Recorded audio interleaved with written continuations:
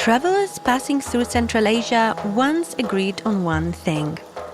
Its great rivers, the Oxus and the Jaxartes, today's Amu Darya and Sir Darya, were vast, powerful, and essential to life in an otherwise unforgiving landscape. Whether Greek, Persian, Chinese, or Arab, travelers described the two rivers' shifting, unpredictable waters, difficult to cross, and the rich oases along the Silk Road.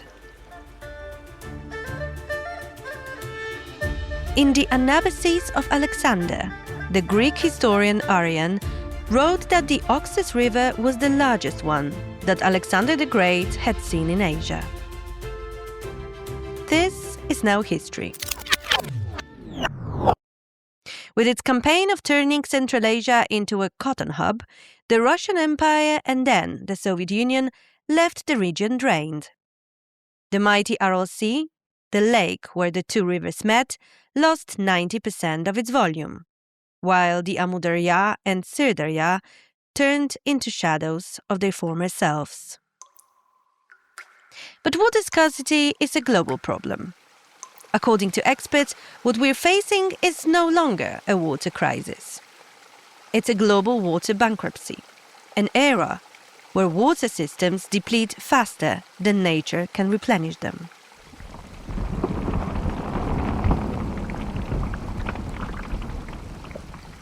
Today, most of Central Asia's water originates in the glaciers of Tajikistan and Kyrgyzstan, which make up the region's two water towers. But glaciers have been in decline.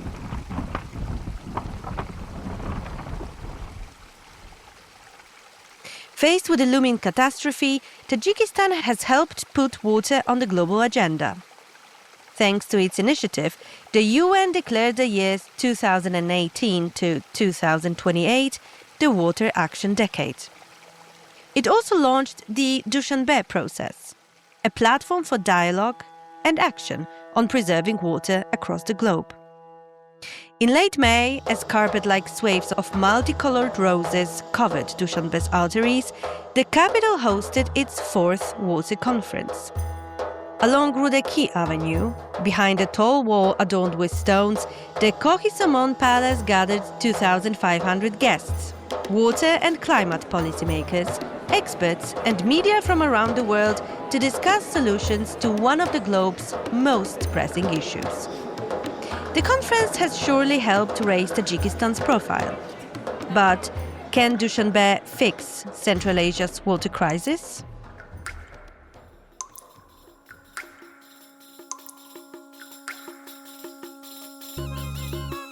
Hi, my name is Agnieszka Pikulicka and this is Turan Tales audio feature, bringing you fascinating stories from Central Asia, made possible by the International Press Institute. If you like what you hear, support us with a monthly subscription at turantales.substack.com/subscribe. Enjoy the story!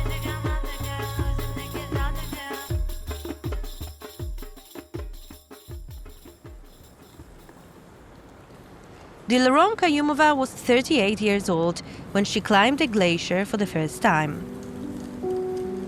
She could not say no. In 2018, her father, Abdukhalil Kayumov, a celebrated glaciologist, scientist, and the first Tajik to reach Antarctica, was given an ambitious task: to create the Glacier Research Center at Tajikistan's National Academy of Sciences. That year marked the beginning of the Water Action Decade, and Tajikistan had to deliver on its promises. The Glacier Research Center had to be a success, and for that, Kayumov needed his daughter, a medical doctor and climate change researcher. The first person he brought in was me. He told me, "You have to support me. If not you, then who?" At the time, her father was 67, but still in good enough shape to climb Tajikistan's glaciers with his new team, including his daughter. But as Dilarom explains, the beginnings were not easy. В 2018 году не было. In 2018, we didn't have all the necessary equipment. We took 4 or 5 pairs of sneakers, which we used for climbing. When our Swiss colleagues arrived, they had special clothing and could climb easily. Since we didn't have proper gear, we carried 4 jackets each. У нас спецодежды не было, мы по 4 куртки, по 4 кофты. Dilarom is a 45-year-old energetic woman with a wide smile. She's part of the Association of Women Studying Glaciers. They have chosen the Edelweiss flower as their symbol, as it survives in the harsh mountain climate. It survives the impossible. И поднимались еле-еле, потому что у нас все, как говорится, и промокали, и туфли за 10. During our first expedition, we barely made it up because our shoes were torn and our feet were soaking wet for 10 to 15 days. We were there specifically to climb the glacier. There is a rocky section where you climb, and your feet end up covered in blisters. These difficulties were especially severe in the early years of our Glaciers Research Center. This year, again at the behest of our esteemed president, the center was transformed into an institute, and our capabilities have expanded. We now have proper equipment and all the opportunities to continue our work. У нас уже много возможностей как бы дальше проводить эти. Dilarom collects meltwater from the glacier and all the way down to where it reaches consumers. She joins expeditions every year. В течение 15 дней, когда мы в экспедиционных работах находимся, I think the hardest part is just mentally adjusting to the fact that for 15 days you're in a variety of climatic conditions. So while everyone else has sunshine and warmth, when you're doing expedition work, there is hail, snow, and rain. You experience all the climatic facets of nature firsthand. И грани природы ты ощущаешь на себе. Я сяду и обратно поеду. Это как в природах. It is like in life. You think, today I'm going to give birth and I won't have another child. And then you go into labor again. When I come back from an expedition all sunburnt, my immunity drops and it takes a week or 2 to recover. Your entire system gets knocked down. But once you've adapted, you crave it again and you think, no, I have to try it again this year. Уже садаптироваться, опять хочется эти ощущения какие-то. И ты думаешь, нет, надо еще раз в этом году. Over the last few years, the Glacier Research Center has expanded. It now hosts 60 scientists working on different areas of water research. 14 of them are women. It also has a modern laboratory, something local scientists could only dream of at its inception. Previously, water samples were sent abroad for testing.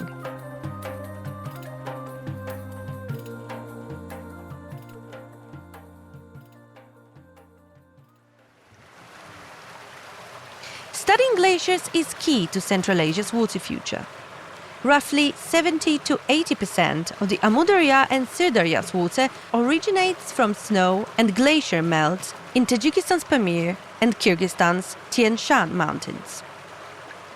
Over the past century, Central Asia has lost over 1,000 glaciers. The year 2025 was the worst on record. They lost 30 cubic kilometers of ice, roughly 30% of the ice cover of the Alps. Lander van Tricht, a postdoctoral scientist at ETH Zurich, started his work on glacier modeling in Central Asia in 2018. The same year, Dilarom's father opened his institute. He develops glacier simulations for the region to predict how much water will end up in downstream communities. He organizes expeditions, mainly in Kyrgyzstan, to measure ice thickness and glacier mass, and supports his work with remote sensing. The oldest glaciological measurements, they date already back to the 50s. So the Soviet Union, they started actually a lot of the glacial monitoring programs in Kazakhstan, in Kyrgyzstan, in Tajikistan. But then in the 90s, with the collapse of the Soviet Union, all these measurement programs were stopped, except for 2. They were still continued. And then we had 15, 20 years without any measurements. If we want to model how much ice will remain by the end of the century, we need to have an idea on how much ice there is today. We cannot measure all 20,000 glaciers, so you pick a couple of them and then you try to learn from the local patterns and then to scale it up to have regional estimates. According to Lande's predictions, even under optimistic scenarios where temperatures rise by 2.5 to 3 degrees Celsius, Central Asian glaciers will lose between 80 to 85% of their ice volume by the end of the century. So we were a bit surprised by this high number. We didn't expect it beforehand, such a strong loss. But then when we started scaling it up to model all glaciers in the region, these numbers were confirmed. The results are pretty striking, pretty dramatic, I would say. The main reason for glacier decline is climate change. Well, the glaciers in Central Asia, they are extra vulnerable to climate change because the melt season, which is from June to September, coincides partially with the accumulation season from, say, April to June. So in winter, it's super dry. In summer, it's more wet, in the mountains at least. And you also have melt in the same period. And so it's different than to many other mountain ranges where you have in the winter the snow and in the summer the melt. In Central Asia, it's a bit more overlining, so it's coinciding. And this makes the glaciers extra vulnerable because if you have rising temperatures in summer, you get more melt because it's warmer, but you get also less snow because more of the precipitation falls as rain and less as snow. And last years, we saw really this kind of extreme behavior that the combination of less snow in spring and early summer and much more melt in summer led to record mass losses. Stopping glaciers from melting is difficult, if not impossible, Lander says. On a small scale, one way is to cover the ice with geotextiles, or a thick layer of rocks. But such approaches are costly. They have been used in wealthy regions of Switzerland, where alpine resorts for the super-rich make such investments viable. The revenue generated by tourism can offset the cost. But in the mountains of Tajikistan or Kyrgyzstan, where it often takes days on horseback to reach remote peaks, such solutions may be ineffective, if not a fantasy. To save glaciers, Lander says, the key is to limit global warming and reduce greenhouse gas concentrations in the atmosphere. This can be done by shifting to green energy sources, something regional governments have been investing in. Glaciers would eventually respond, and with lower temperatures, they might even begin to grow again. Another approach is investing in reservoirs. In time, they could gradually replace the melting glaciers. We typically see glaciers as natural water reservoirs. So in the winter, you get a lot of snow. This snow accumulates on the glacier and eventually transforms into ice. And then later on in the year, when it's drier, when it's warmer, then the glaciers start to melt, and exactly then they provide water for downstream communities. We are now showing that glaciers will provide less water, but mainly less water in summer. And this can be anticipated, for example, by building reservoirs where you can keep the water in spring, where there is still enough water, and then you can use the water later on in summer. So it's really to take over the role of these glaciers. According to Lander, building dams, water reservoirs that generate hydropower, is a way to produce clean energy while also storing water. But such a solution is not without its problems. It's always a bit of trade-off because you're also blocking rivers, natural rivers, and so in some sense you get power over the water. And so we see nowadays already the potential for water conflicts, that if upstream countries, they have power over water because they have installed dams, they regulate actually the downstream water availability. And this is already leading to some conflicts now. And so it requires a lot of regulations between the different countries, between upstream and downstream regions. So this is for sure a good solution to build this kind of dams and reservoirs. But this needs to happen at the regional scale and with a lot of negotiations between upstream and downstream regions. For years, building dams in Central Asia was a contentious issue. After the collapse of the USSR, the centralized water system established by the Soviets became obsolete. Newly independent states focused on nation building and economic transformation, and nationalist sentiments resurfaced. Any changes in river flows began to be viewed with suspicion as potential sources of conflict.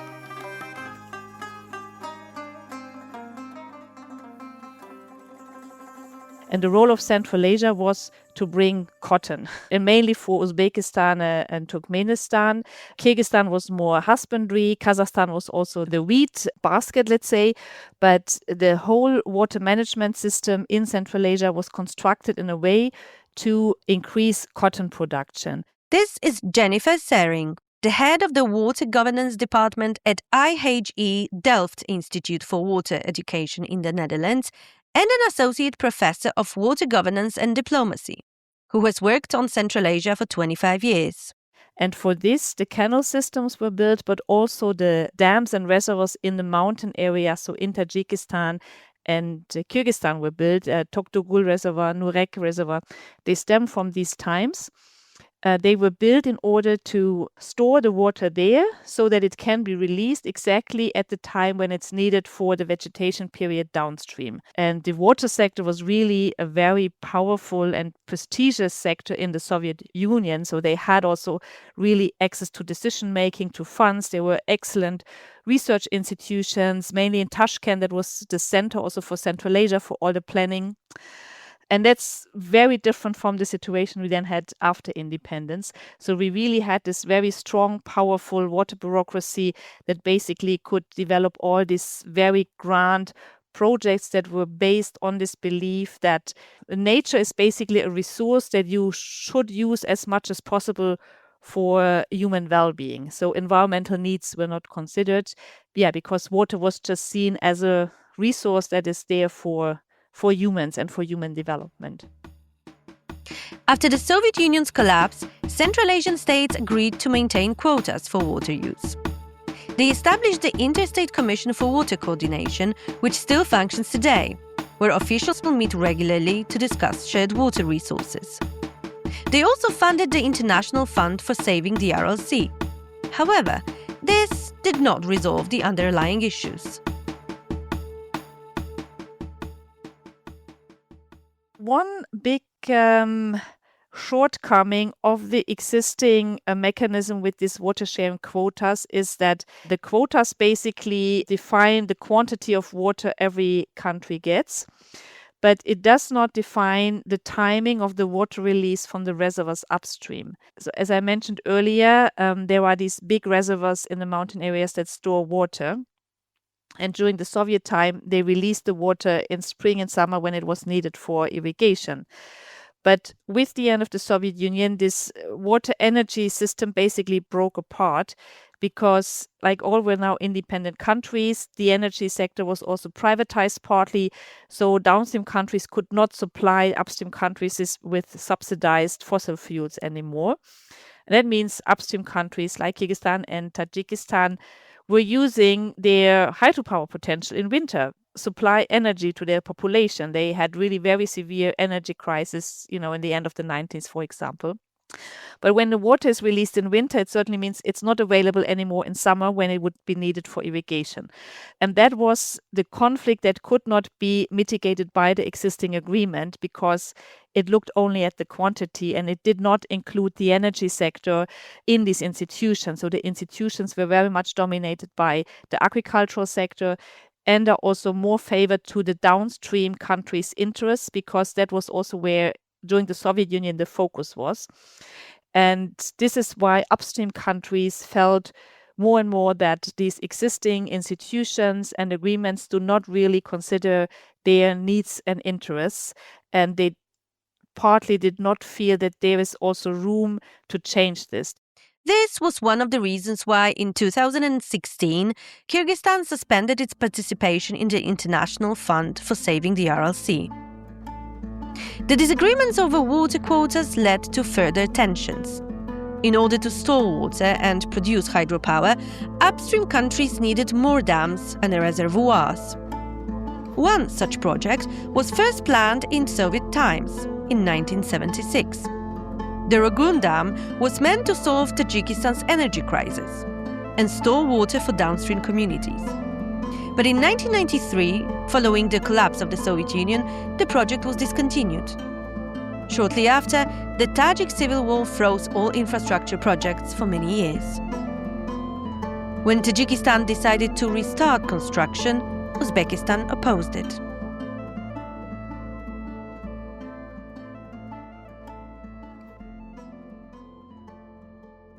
And it was very much also related to the general bad relations between Karimov and Rahmon on like the presidents of the two countries and the general tense political relations. So Uzbekistan just resisted this idea that Tajikistan would build this dam, would with this also have more power of control on the flow of the Amu Darya. And definitely a dam, maybe on the long term, would not have so much impact on the annual water flow, but especially the period of the filling of the reservoir. So you need a few years to basically fill the reservoir until it meets also the operational level. And there basically, just water will not flow down, right? I mean, later on, when it's operational, there's always water being released. I mean, you cannot just stop the water in the river.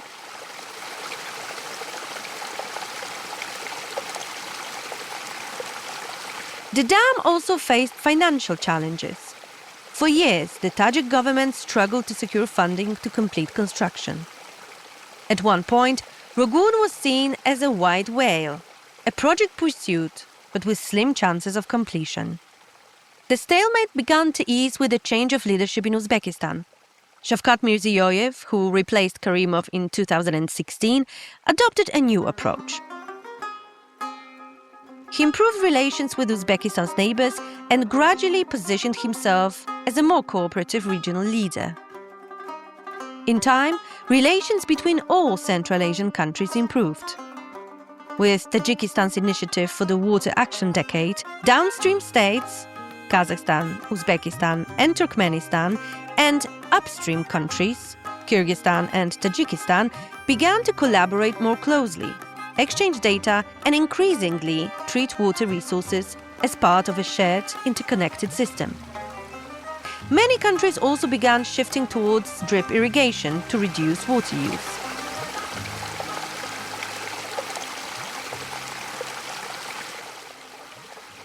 For water has no nationality. If one element in the system fails, everyone will pay the price.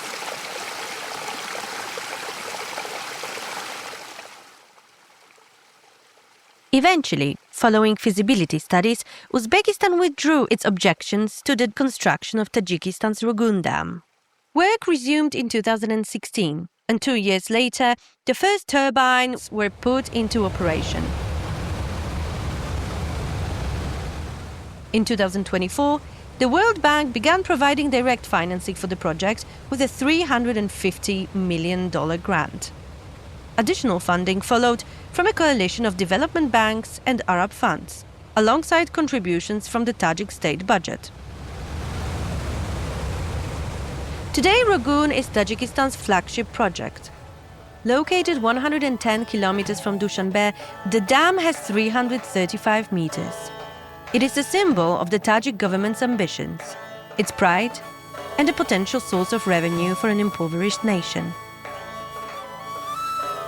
Throughout the construction site, as in Dushanbe and along rural roads, Rogun is marked by photographs of President Emomali Rahmon. His portrait is glued to the window of a minibus that takes us through tunnels carved into the Pamirs and across the project. A gallery of his images lines the walls of the power plant, and a massive portrait crowns the dam's main entrance. Rahmon has reportedly visited the site dozens of times. It is his political monument of megalomaniac proportions, and one of the most closely overseen infrastructure projects in Central Asia.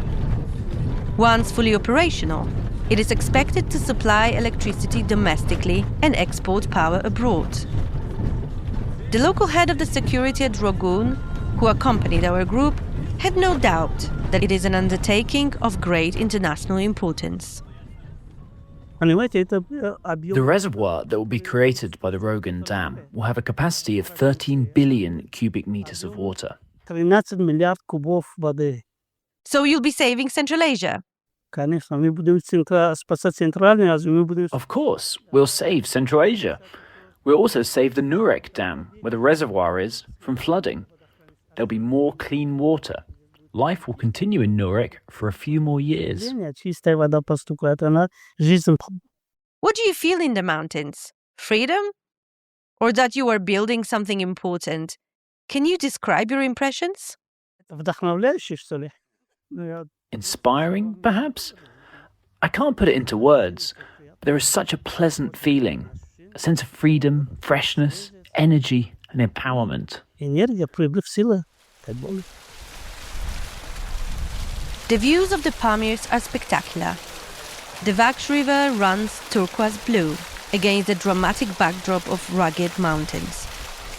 The works are in full force. The Italian WeBuild group, responsible for construction, has brought to Tajikistan workers from Europe and beyond.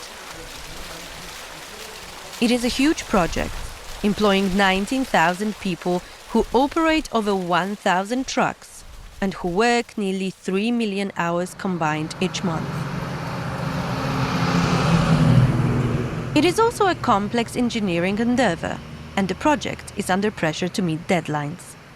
The dam is expected to be completed in the early 2030s. An Italian employee, Andres Racalde, a health and safety manager, explains how to behave on site. Injuries are not unheard of. In the end, the massive workforce is building a powerful dam, a project of truly monumental scale. Each turbine will have a little bit more than 600 megawatt. So total will be more than 3,600 megawatt, which is big production of electricity. It's very important. With this project, Tajikistan will achieve his energy independence. So we'll not need to buy energy from another countries and will have enough energy to sell to another country. We are very proud to work in such a project. Naturally, you are closing the gates a little bit. You are negotiating with the flow. At the beginning of the summer, you have more flow because of melting of the snow. Now we are finishing the rainy season. There was a lot. You are lucky now, but yesterday it was a big storm. So the rainy season is also bringing a lot of water. Once completed, the dam will provide electricity to other Central Asian countries, Afghanistan, and possibly even Pakistan. It will also function as a reservoir for meltwater, replacing the role of disappearing glaciers, as Lander described. But the dam alone is unlikely to solve Central Asia's water challenges. Not everything depends on the goodwill of regional states. One problem will soon be caused by Afghanistan and its construction of the Kosh-Tepa Canal, which is expected to divert between 15 and 20% of the total flow of the Amu Darya River. The canal is intended to irrigate more than 550,000 hectares in northern Afghanistan as part of a massive agricultural initiative. The Kosh-Tepa Canal will primarily affect Uzbekistan and Turkmenistan, which rely heavily on the Amur Darya for agriculture and drinking water. But it will also have wider regional implications, as all countries in the region are part of one interconnected ecosystem. Central Asian states recognize Afghanistan's right to use its water resources for its own needs. But Afghanistan's absence from regional water cooperation mechanisms, such as the Interstate Commission for Water Coordination, further complicates the situation. As Lander explains, Afghanistan's glaciers are largely inaccessible for research, making it difficult to assess the full scale of the crisis we may be facing. What is clear is that region-wide water catastrophe is already here. Central Asia, with its aging Soviet-era canals and imperfect water infrastructure, can only mitigate its effects. This is best done by facing the crisis together as a region, They have seen and understood that there is a problem, and they're clearly on a good way to try to tackle this. If it will be enough, that I'm not sure of, because climate change in the region is going very fast. The water management has absolutely improved in the last decades. Both international donors, but also the governments themselves have invested a lot in this. To improve water management, I think there are two ways. One is like the more technical improvements, so investments in drip irrigation, in the lining of canals, so reducing the water losses in irrigation. And here, Uzbekistan, Kazakhstan, for example, have really made huge progress in increased water efficiency.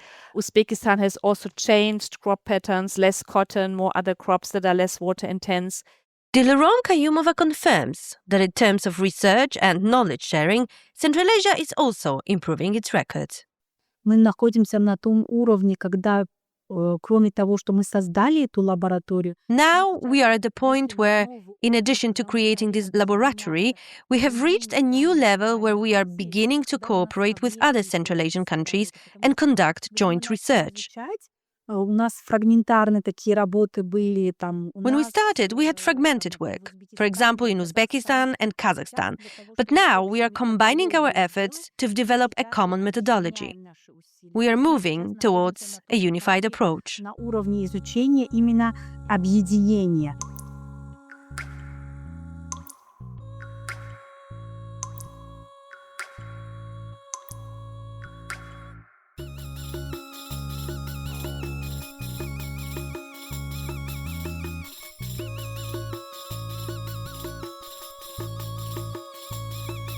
Thank you for listening to this audio feature by Turan Tales. It was produced by me, Agnieszka Pikulicka, and the master of sound, Eva Dunal. Tomek Stankiewicz from Tostanki supported the sound design. Amalia Ibusheva composed the music, and Joe Barnes assisted with the voiceover. Finally, thanks to the International Press Institute for their grant, which made this production possible. If you like our work, please support us on Substack at turantales.substack.com/subscribe. Thank you. Until next month.